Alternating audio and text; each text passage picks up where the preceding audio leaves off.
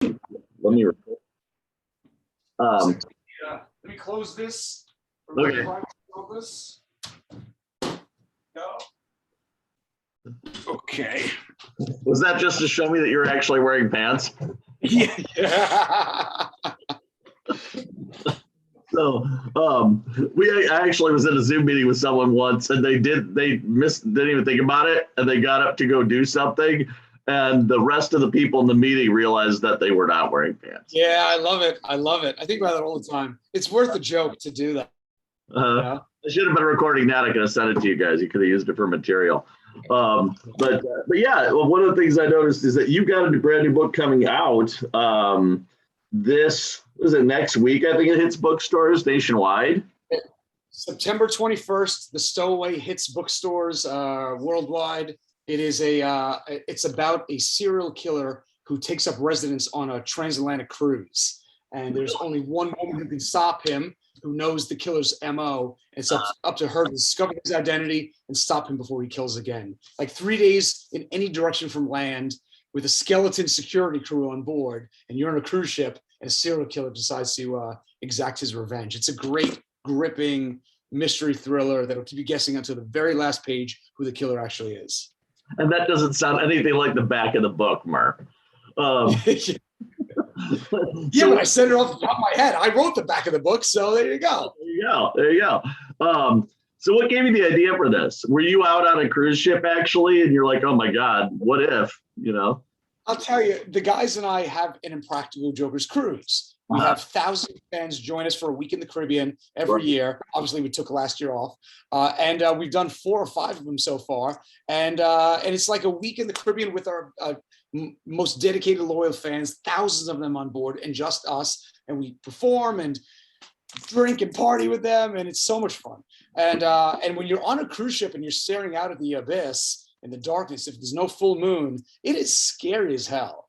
And it just makes me think of all the possibilities of what would happen if a serial killer decided to come on board, So what are your novels like? Do they have the same trademark sense of humor as the television shows in your stand-up routine, or are they more serious? They're very different. So the Awakened trilogy, that's a sci-fi thriller series, 3 books. The first book, Awakened, hit #1 on the international bestseller list. So that is pure sci-fi thriller. So if you like Escape from New York meets Aliens, sure, yeah. Don't Move, which came out a few months ago, is a pure horror. That one is being developed into a movie actually now, and the screenplay is great. So Don't Move is a pure horror. It's about a church group from the Bronx that goes on their annual summer camping trip to the woods of West Virginia.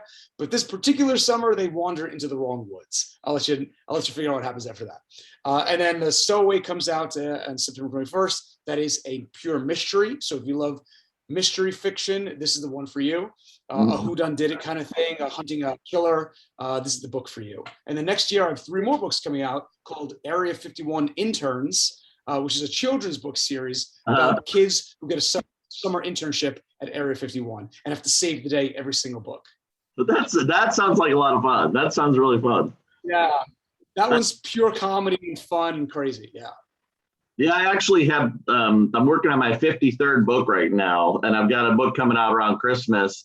It's a re-release of a previous book I wrote called The Arimathean. It's about what if, you'll appreciate this having been raised Catholic, it's about what if the 3 wise men were ninja wizards sent to protect Joseph and Mary. Wow, that's great. Wait, do you say 53? Yeah, I'm working on my 53rd book. Oh, my God, that's astounding.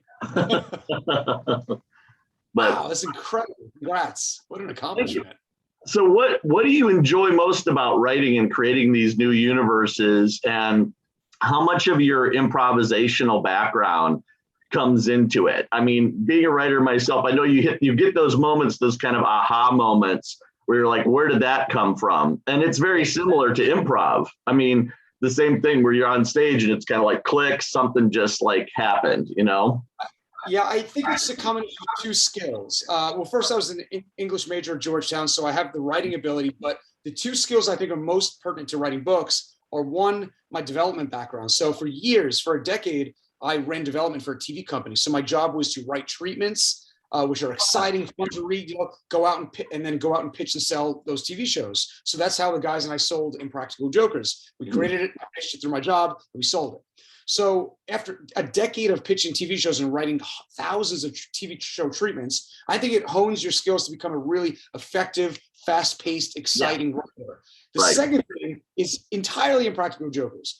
Jokers is an improv show. Our skill at what we do is we go up and talk to strangers and see how they respond. We take in what they're saying and learn how to, achieve a goal or task while talking our way through, around, up, over things, whatever obstacles the other guys may throw in our path. So it is purely an improv show. And what I think that has done is it's honed. I think the guys and I probably know how to speak and know people's voices better than anyone, because we speak to thousands and thousands of fans over the course of the past 11 years of filming, and you have to know how people sound, what they want, I think that makes me really, really good at writing dialogue, actually. I was going to say, I was going to bring that up. It's on my handy dandy list of questions here. I was going to say, how do your years in improv intertwine with writing dialogue? And also the other thing, you mentioned the serial killer thing. I had that down as a question, is in all of the gags you guys have done with Impractical Jokers, have you ever come across a person or people who you were just like creeped out by? You just had this sixth sense, like, oh my God, I better not get in this van or something like that, Well, I'll show you. So here it is. So I play the character in the TV show of a creep. So they you always end up getting the shorter end of the stick on the show. I remember that. You like the shortest end of the stick. They dress me up like that, and they make me go out and terrify people. It's great fun. The character's name is Stanley Merkel, and they make me dress up sometimes on stage like him too. It's really embarrassing, It's kind of like a bit of like the Freddy Krueger shirt, a mustache, and my father's glasses from the 60s. And like tight pant, blue, baby blue pants and penny loafers, and I look like a creep. So I think I'm that character. Not in real life, Sean. Like, I'm a nice guy in real life. I dress normally, have a sensible polo shirt on now. But have there been any times where things have gone horribly awry? I don't know whether they got cut from the show, because you obviously have to have people sign waivers. And would there ever be a time, like, it's actually be kind of a neat idea for a story, is you're doing a show like that and you meet a serial killer, or you meet somebody who's kind of like, creepy like that, and it just completely throws everything off kilter? Our goal in Jokers is never to get people angry. Our goal is to embarrass each other and then see how the public reacts to our sense of embarrassment, right? So I have to say it has very, very rarely happened, but whenever it has happened, it's because somebody is having a bad day for other reasons, Sure. Most people make the joke. But one time it went off the rails. It was not our fault. It was a funny idea. So the idea was this.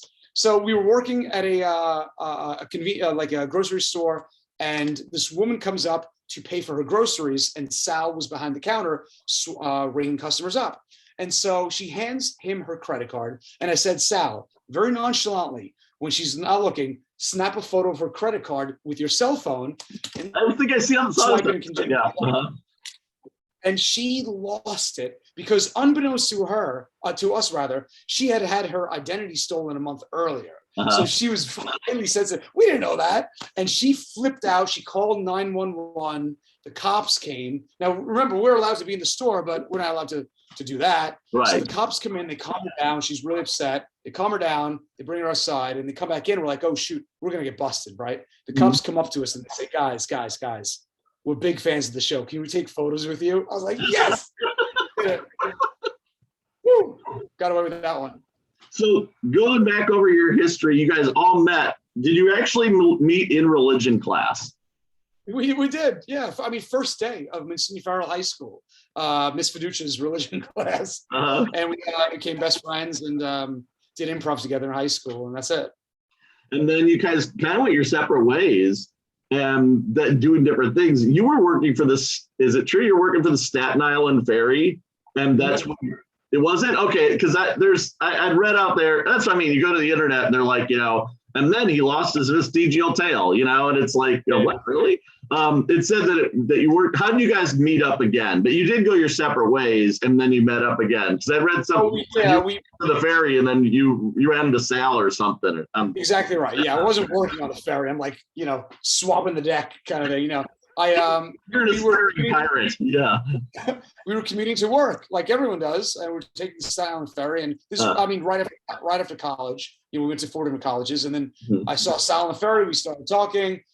He still wanted to do improv. I had done improv all throughout college. I said we should get together, so and rehearse. And so we all got together, the 4 of us. We still remained friends and started rehearsing and then performing live. And then we failed for about 11 years before we finally succeeded with Jokers. It's amazing because you're one of those, like so many entertainment stories where you became an overnight success after about 15 years. I'm actually friends with the guys who did A Quiet Place, who wrote the movie A Quiet Place. Wow. And I'd worked with them back in the late 90s and the early 2000s before they moved to LA. And they've been doing movies since the late 90s. Then all of a sudden A Quiet Place hits and everybody's like, where did these guys come from? I'm like, they've been doing this for 20 years. We are an overnight 11-year success story. Exactly. Yeah. So what do you attribute the huge success of the show and how it clicked? I mean, obviously there's been like punk shows before with Ashton Kutcher and everything else. And even go back to like Candid Camera. Like the hidden camera stuff always seems to find an audience. But the thing is, you guys are different in that, like you mentioned, the joke is on you. You are constantly embarrassing each other, which I think is the unique spin to it. And the fact that you guys are obviously really good friends. You're like a bunch of friends who are constantly coming up with a bigger goof to like make you look, like a doofus when you go out there. And I think that's the charm of it, is that you're the victims of the joke in a lot of ways. Do you think that unique spin is what has really clicked with people? And that was by design. None of us we don't consider the show a prank show at all. We consider it a hidden camera show with the jokes on us, So because none of us liked what happens in a prank show. When you watch a prank show, I, for one, feel bad at the people getting pranked. I'm like, they didn't sign up for that. They didn't walk into the store expecting to be made fools of. So what we did was we knew that we could sell a hidden camera show. It was a time in 2010 where they were coming back. And so we spun the format upside down, put the joke on us instead, which is very organic to who we are. Like we've been doing this for 30 years, and this kind of like everyone, and I guess that's the secret of the show. Everyone does this. Yeah, right. We remind people of their best friends from when they grew up that they used to do this kind of stuff with. And you know what I mean? And when you laugh the hardest, when you cry laughing, it's with those friends that you have this kind of relationship with, where you make fun of each other, and that's kind of a lot of what guys do too to each other. And the other thing that I think is why the show is special is I think the show remains to this day an island of positivity in a very cynical world. It is it reminds you of the days when you'd come home from a hard day's work and you turn on the TV and the whole family gets together around the TV to watch the show. Right? I think where the show that the whole family can agree on. And that fans say that to us all the time, and I consider that the absolute utmost compliment. It is a mainstream. The kids, the parents, and the grandparents sit down and watch this show over dinner, and that is the biggest compliment I think we can ever possibly get. That's one of the things I was actually going to ask you about too, is the fact that the show started to take off around 2010, 2011, which was in the aftermath of the financial collapse. Politically, the country was starting to become really, really divided. Things just started to become much more negative, and then all of a sudden there's this show. And as you mentioned, it's like a bastion of positivity in an otherwise very negative and shallow. There's a lot of reality TV and just stuff that was based around just, a lot of rich people, pretty people who were fairly vapid. And then you have this show, which is just these guys, these buddies goofing on each other. And it's the complete antithesis to so much of the stuff going on in the world and on TV. Do you think that contrast is what made it stand out amidst the hundreds and hundreds of shows that come out each year, especially on cable, and made it such a big hit, made it click with people? I think a lot. Don't underestimate the power of sex appeal too, Sean. We are I mean, you got four middle-aged, slightly overweight, balding guys. Don't underestimate. I'll tell you why the show hit. Dad bods are in, Murr. They are. Yeah, the show hit because we look like the kind of guys that a woman would settle for. The kind of guys that we're the kind of husbands that won't cheat. So it's king and queens effect. Yes. Yeah. We're the kind of guys that don't cheat on our spouses. Because we're like, thank God a girl likes me. So it's I think there's a fair amount of sex appeal, but also I think you're right. At the end of the day, put that in there at the end. Yeah, well, I think there really is. I was joking, but no, I'm serious though.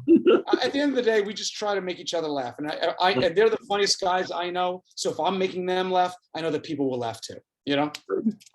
Do you guys ever get tired of each other? Do you ever get sick of each other? Or every times when your personnel, I mean, you've been friends for such a long time, and you've like gooped on each other and everything. Is there ever a time when a line is crossed and one of you guys gets pissed at the other guys? You just like, oh man, and you at least have to take a cooling off period. Yeah, it happens, but it blows over so quickly because we see them each other so many times a week. We decide to take like 6 months apart from each other in 2020, like the rest of the world did. Right. Yeah. But that was more by necessity than choice. But like all best friends, we fight once every 3 weeks, and then a half hour later, it's over, and we're eating chicken parm together. You know what I mean? So. We were too old to make new friends at this point. What are we going to do? Go out onto Friendster? This is not a thing anymore. What are I saying? It's weird because there hasn't been a Friendster. There hasn't been a new Friendster. There's been so many dating sites and social media, but there isn't a Friendster. I don't know why that didn't happen during COVID. I have no idea. That would have been a great idea. Has it gotten, and I wonder this, like more and more people have gotten to know you guys and they recognize you. Is it harder to go out and do that hidden camera stuff because you run into so many people now who are like, oh, that's the guy from Impractical Jokers, and it totally blows the shot. It happens a lot more, which I think is a huge compliment. It means that the show's successful. If no one recognizes us, it means the show sucked. So I think it's a good thing. So it does take us a little bit longer to shoot, and but there's so many people in New York City. There's 10 million people. Like for every person who knows who we are, there's 10 more that have no idea or think we're their pharmacist. Like that guy looks familiar. Is my prescription ready? I'm like, yes, ma'am. I'm your pharmacist in Walgreens. Come on, Is it tough? One of the things, like as you get older, obviously. I mean, everybody goes through this. It's tougher to get everybody together because one of you is married and has kids, and the rest of you guys are all single. But so your schedules are a lot more flexible. But having kids just completely throws your schedule a kilter. Is it tougher? Is it tougher to get the guys back together? And I know that two of you have done your own podcast because of that. You mentioned that it was because it was just really tough to get all four guys in the same room, basically. I mean, we have very different lives, of course. Joe is the only one that's married with children. Mm-hmm. He's also got 12 dogs. So he's got 12 dogs, a wife, 2 kids, and him. So it's 12, 13, 14, 15, 16. He's got 16 souls living under one roof that he takes care of. It's crazy, right? So his schedule's a little different than ours, But at the end of the day, I still see them I see them 9 days a week. So it's not like right. Yeah. Was there ever a time, especially during COVID, where it was where you're going through some tough times or you had difficult things going on in your life, and it was difficult to be funny? It was difficult to be like, oh man, I got to put on this comedy face and go out there and perform or go out there and be a part of this show, and I've got all this other stuff going on. And how do you get over moments like that in life where you just got to go out there and do it? Sure. Look, I mean, we've been working on this TV show for 11 years now. We're shooting season 10 of the show. We've done probably 1,000 live shows, including nights like best nights of our life, like Madison Square Garden, or playing Radio City sold out, or the O2 in London. These incredible highs, but life still goes on. Right. And so with all the highs comes incredible lows too. And everything from family tragedies to breakups to everything in between. And what it comes down to is you're surrounded by the three people you would want to be there no matter what, if something terrible happened to you. So that, like if I was on my own and something terrible happened, or I was going through something, these are the guys I would reach out to anyway and lean on for help, And so to be together with them is a huge help. And the other thing is that, remember, we only have to be funny 25% of the time, right? Because there's four of us. So between four of us, if one guy's having a bad day, the other three lift, they'll hit 32% each instead of 25. Right. To make up the lost 25. So you only have to be funny 25% of the show. Is there something behind, like, are you guys pretty much the same on camera and off in your personalities, or is there, are there different traits about each of you that it's very different from what people would think of in your public personas? I think our personalities are almost identical. I think we probably amplify it a bit on TV, but the core of it is still all the same. We might amp up the rivalries, like, Sal and I's like arch nemesis rivalry on the show, or, we probably amp that up on TV. That being said, he pisses me off. I'm kidding. But it is all based in our core friendship. So I think we're the same in person. That brings up like something that I always noticed is you always tend to get the shortest stick on the show. I don't know whether it's because you get the most embarrassed about things and they just poke at that, but you always seem the guy that gets the worst in it. Where do you live? I live in the Quad Cities. Quad Cities. So, I'm coming there next week to perform at the Rust Belt. Right? When I fly to the Quad Cities, this is what I've got to do at the airport. I've got to show. So years ago, I don't know if you saw this episode, the guy shaved off my eyebrows. It took 3 months for them to grow back, and they made me get a driver's license photo with no eyebrows. So when I fly, and it's a 10-year punishment, I can't get a new license until 2024. So when I fly to the Quad Cities next week, I have to show this at the airport. I look like a baked potato, man. I look crazy. Who would have thought eyebrows add so much to a face? Yeah, I know. It's crazy. So yeah, I definitely get the short end of the stick. Looking in that picture, perhaps it already answers this question, but was there ever too cruel a punishment that you felt that you got in the show? I think they really pushed the boundary with skydiving because I'm terrified of skydiving. I think that, look, if you remember back to your school days, right? Gravity is 9.8 meters per second squared. When you do the math on that, that means that up until the last 3 seconds of skydiving, if the chute fails up until the last 3 seconds, you still will plummet at a velocity that will kill you, right? By acceleration, gravity, what have you.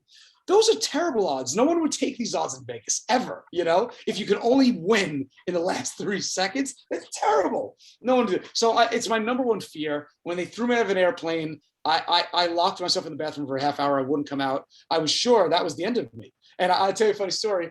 So while I was in the bathroom, refusing to come out to do the punishment, I FaceTimed my mother to tell her I love her, goodbye, so on and so forth. And she rejected the call. Right. And a second later, a text comes in from my mom that says, it was 4 words. It said, "At Macy's, not now." It's a great sale at Macy's. She was shopping. I was like, "Mom, I'm going to die. I love you. At Macy's, not now." There's a great epitaph. Last words. What was the most embarrassing thing that you had to go through? Gosh, I still have the ferret skydiving tattoo on my thigh. that is embarrassing on a daily basis. When my wife and I will go get a massage, and there's 2 types of people in the world. There's the person that knows the show and doesn't know the show. So, like, if the massage therapist, when she gets to my thigh, that's right. You are married now. Sorry. Yes. So the massage therapist will get to my thigh. If she knows the show, she laughs when she sees the tattoo, right? If she doesn't know the show, she still laughs because the tattoo's ridiculous. Yeah, sorry, I forgot you did get married in 2020. I'm about to celebrate my 1-year anniversary in about 3 weeks. I mean, the week the Stowaway comes out in stores is my anniversary week. Well, congratulations. So now 2 of you are married then. 2 of us are married. Okay. I had old information, Murr, that said only one of you was. So What was your favorite prank? What was your favorite thing that you've done with the show that you really enjoyed the most? I think that if many years from now, my future children ask me like, what was the TV show long after it's come and gone, I think I would show them, or I would show a stranger one scene that I think is perfectly emblematic of the best of what Impractical Jokers is in terms of improv and character and heart. There was a challenge we did. We do it a lot. Where we play receptionists in some business, and there's people in the waiting room waiting for whatever, and they don't realize that the reception area is the hidden camera challenge, right?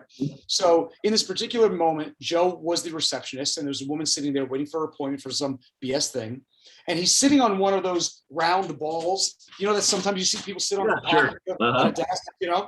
So he's sitting on this giant round ball, and we said, Joe, when you go to sit back down on the ball, bounce off it and fall, just face plant off the ball because it rolls, right? And Joe is so classically funny in a Three Stooges kind of way, right? His ass hits the ball and he flies across the room and just crashes into the garbage pail in the room. The garbage pail falls over, and out of the garbage comes a half-eaten like turkey sandwich. So Q says, Joe, reach in and start eating the turkey sandwich. So he does. This is all improv, right? He reaches in and starts eating the sandwich, going nom nom nom nom nom nom nom, right? And Q laughs so hard he starts throwing up in the back. The sound of Q throwing up. Sal is so timid, and you know the sound of Q throwing up makes Sal gag and start throwing up. Meanwhile, I'm oblivious, laughing, eating lo mein the whole time. I think that is the perfect 30 seconds of our show. It's spontaneous. You couldn't plan it, couldn't predict it. Physically funny, a lot of heart, character. All our characters come out perfectly there. You know. So you're coming up here to the Quad Cities, going to be at the Rust Belt in East Moline on September 12th. Show starts, I believe, at 7:00.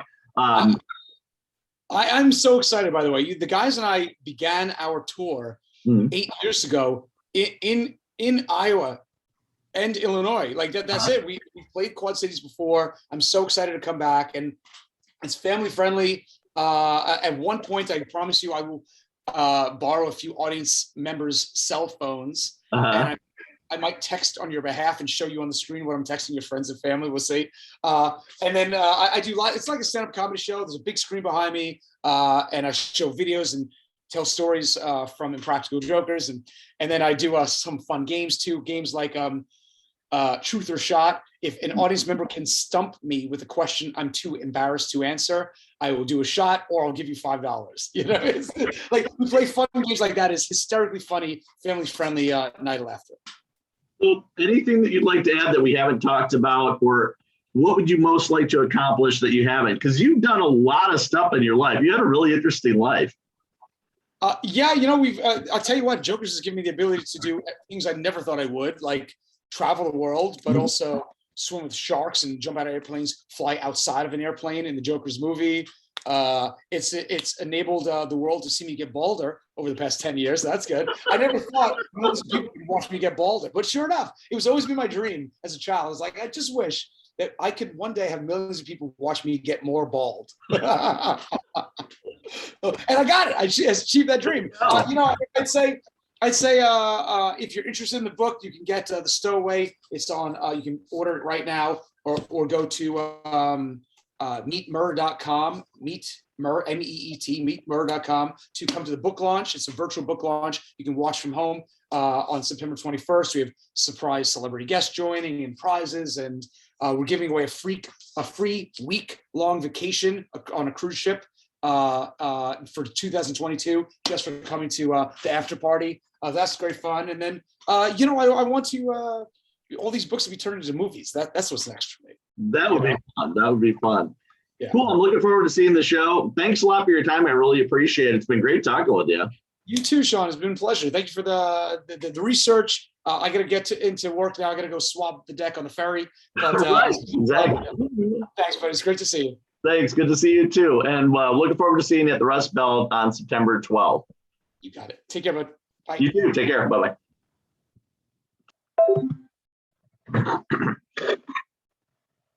And that was James Murray from Impractical Jokers fame. and he's also got a new book coming out. Got a number of books out there. The new book is called The Stowaway, and it's going to be released on September 21st. And he's got a new show coming up here at the Quad Cities, September 12th at the Rust Belt, 7 o'clock. There are tickets still available, so you can go and check that out. So you are watching this on Zoom, watching me record QC Uncut, unedited, uncensored podcasting with me, your host, Sean Leary, as well as the Zoom recording of me talking to Murr. Thanks a lot for tuning in, and have a great day.